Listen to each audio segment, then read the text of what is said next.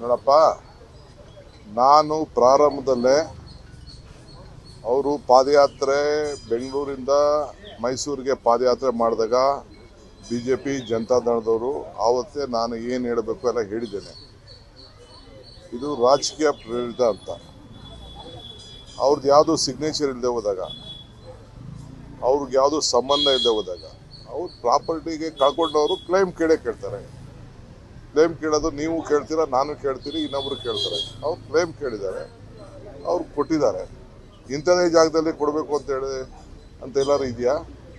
ಆದರೂ ಅವರು ಒಂದು ರಾಜಕೀಯ ದೃಷ್ಟಿಯಿಂದ ಆಯ್ತಪ್ಪ ಬೇಡ ಅಂದ್ಬಿಟ್ಟು ಅವರು ವಾಪಸ್ ಸರೆಂಡರ್ ಮಾಡಿದ್ದಾರೆ. ಸೊ ಯಾವ್ದಾದ್ರು ಏನಾದ್ರು ಒಂದು ಕೇಸ್ ಆಗಬೇಕಾದ್ರೆ ಏನಾದ್ರು ಎವಿಡೆನ್ಸ್ಗಳಿರಬೇಕು. ಏನು ಎವಿಡೆನ್ಸು? ಯಾವ ಎವಿಡೆನ್ಸು ಇಲ್ಲ ಇಲ್ಲಿ. ಸೊ ಲೋಕಾಯುಕ್ತ ಅವ್ರ ಡ್ಯೂಟಿ ಅವ್ರು ಮಾಡಿದ್ದಾರೆ. ಏನಾದ್ರು ಅವ್ರು ಫೈಟ್ ಮಾಡ್ಕೊಳ್ಳಿ. ಇಟ್ ಈಸ್ ಫುಲ್ಲಿ ಏನು ನಮಗೇನು ಗೊತ್ತಿಲ್ವಾ? ಡೆಲ್ಲಿಯಿಂದ ಕರ್ಕೊಬಂದು ಲಾಯರ್ಗಳನ್ನ ಆರ್ಗ್ಯುಮೆಂಟ್ ಮಾಡಿಸೋದು. ದಿಸ್ ಪ್ಯೂರ್ಲಿ BJP ಜನತಾದಳದ ಪೊಲಿಟಿಕಲ್ ಪ್ಲಾಟ್. ಸೊ ಜಾಸ್ತಿ ದಿನ ಇದು ನಡೆಯಲ್ಲ ಅಷ್ಟೇ.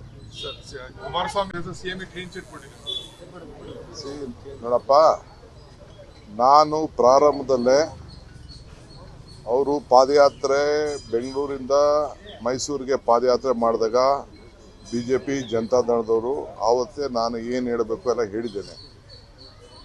ಇದು ರಾಜಕೀಯ ಪ್ರೇರಿತ ಅಂತ. ಅವ್ರದ್ದು ಯಾವುದೂ ಸಿಗ್ನೇಚರ್ ಇಲ್ಲದೆ ಹೋದಾಗ, ಅವ್ರಿಗೆ ಯಾವುದೂ ಸಂಬಂಧ ಇಲ್ಲದೆ ಹೋದಾಗ, ಅವ್ರ ಪ್ರಾಪರ್ಟಿಗೆ ಕಳ್ಕೊಂಡವರು ಕ್ಲೈಮ್ ಕೇಳ್ತಾರೆ. ಕ್ಲೈಮ್ ಕೇಳೋದು ನೀವು ಕೇಳ್ತೀರಾ, ನಾನು ಕೇಳ್ತೀರಿ, ಇನ್ನೊಬ್ರು ಕೇಳ್ತಾರೆ. ಅವ್ರು ಕ್ಲೈಮ್ ಕೇಳಿದ್ದಾರೆ, ಅವ್ರು ಕೊಟ್ಟಿದ್ದಾರೆ.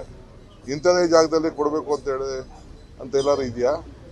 ಆದರೂ ಅವರು ಒಂದು ರಾಜಕೀಯ ದೃಷ್ಟಿಯಿಂದ ಆಯ್ತಪ್ಪ ಬೇಡ ಅಂದ್ಬಿಟ್ಟು ಅವರು ವಾಪಸ್ ಸರೆಂಡರ್ ಮಾಡಿದ್ದಾರೆ. ಸೊ ಯಾವ್ದಾದ್ರು ಏನಾದ್ರು ಒಂದು ಕೇಸ್ ಆಗಬೇಕಾದ್ರೆ ಏನಾದ್ರು ಎವಿಡೆನ್ಸ್ಗಳಿರಬೇಕು. ಏನು ಎವಿಡೆನ್ಸು? ಯಾವ ಎವಿಡೆನ್ಸು ಇಲ್ಲ ಇಲ್ಲಿ. ಸೊ ಲೋಕಾಯುಕ್ತ ಅವ್ರ ಡ್ಯೂಟಿ ಅವ್ರು ಮಾಡಿದ್ದಾರೆ. ಏನಾದ್ರು ಅವ್ರು ಫೈಟ್ ಮಾಡ್ಕೊಳ್ಳಿ. ಇಟ್ ಈಸ್ ಫುಲ್ಲಿ ಏನು ನಮಗೇನು ಗೊತ್ತಿಲ್ವಾ? ಡೆಲ್ಲಿಯಿಂದ ಕರ್ಕೊಬಂದು ಲಾಯರ್ಗಳನ್ನ ಆರ್ಗ್ಯುಮೆಂಟ್ ಮಾಡಿಸೋದು. ದಿಸ್ ಪ್ಯೂರ್ಲಿ BJP ಜನತಾದಳದ ಪೊಲಿಟಿಕಲ್ ಪ್ಲಾಟ್. ಸೊ ಜಾಸ್ತಿ ದಿನ ಇದು ನಡೆಯಲ್ಲ ಅಷ್ಟೇ.